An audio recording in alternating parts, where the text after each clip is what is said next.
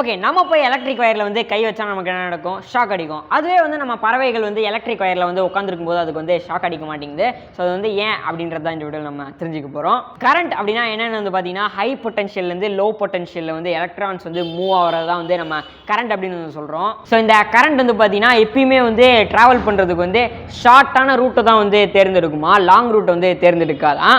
அது மட்டும் இல்லாமல் நம்ம பறவைகளுக்கு வந்து பார்த்தீங்கன்னா 2 பொட்டன்ஷியலுமே வந்து சேமாக தான் இருக்கும் அப்படின்னு சொல்கிறாங்க. ஸோ அந்த பறவை வந்து எலக்ட்ரிக் வயரில் வந்து உட்காந்துருக்கும் போது வந்து பார்த்தீங்கன்னா வந்து கரண்ட் பாஸ் ஆகும். ஸோ கரண்ட் பாஸ் ஆகும்போது வந்து பார்த்தீங்கன்னா அந்த கரண்ட் வந்து எதுக்கு நம்ம அந்த பறவைக்குள்ளேருந்து நுழைஞ்சி லாங் ரூட்டில் போகணும், நம்ம ஸ்ட்ரைட்டாக வயர் வழியாகவே ஷார்ட் ரூட்லேயே போயிடலாமே அப்படின்ட்டு வந்து நம்ம வயர் வழியாகவே போயிடுது. அதனால் வந்து நம்ம பறவைகளுக்கு வந்து ஷாக் அடிக்க மாட்டேங்குது. ஸோ அது மட்டும் இல்லாமல் அந்த பறவையோட விங்ஸ் வந்து வேறு ஏதாவது வயரில் வந்து டச் ஆச்சுன்னா அது வந்து கரண்ட் அடித்து செத்துருமா.